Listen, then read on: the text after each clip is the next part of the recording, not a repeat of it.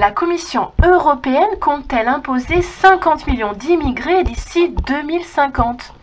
Alors d'après les dernières allocutions des partis souverainistes français, voilà ce qu'on apprend. Je cite le Rassemblement national. L'Union européenne souhaite de l'immigration. Elle l'a dit à plusieurs reprises par l'intermédiaire de la bouche d'ailleurs de beaucoup de ses commissaires européens.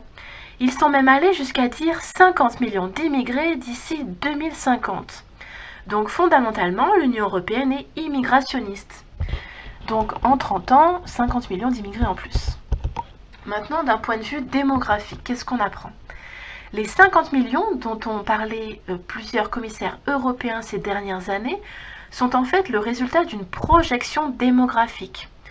La projection du sud économique vers le nord économique dans sa globalité. La baisse de la population active du nombre de travailleurs, pour faire simple, d'ici 2060 par rapport à 2008 au sein de l'ensemble des pays de l'Union européenne. Baisse liée au vieillissement de la population en cours, donc vieillissement de cette tranche démographique qui est née durant le baby boom, depuis maintenant une petite dizaine d'années en Europe. Et si cela inquiète effectivement du côté de Bruxelles, mais pas seulement, c'est que si rien n'est fait, cela pourrait remettre en cause les systèmes de sécurité sociale dans plusieurs pays européens, notamment sur les retraites.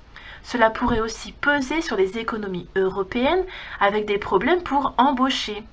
Et puis un impact aussi sur les finances publiques, notamment du côté des dépenses de santé. Est-ce que l'Union européenne veut compenser cette baisse par l'immigration? Oui. Selon un rapport de l'OCDE et de la Commission européenne publié il y a maintenant 4 ans, en 2014, à chaque fois que cette question est abordée dans des études, des rapports européens, il est clairement expliqué que si les migrations peuvent jouer un rôle important pour faire contrepoids aux effets négatifs du vieillissement de la population, elles ne sauraient toutefois constituer la seule ni même la principale réponse aux défis structurels qui se posent dans les domaines de la démographie, du marché du travail ou de la fiscalité. Voilà, c'est tout pour maintenant. À très bientôt.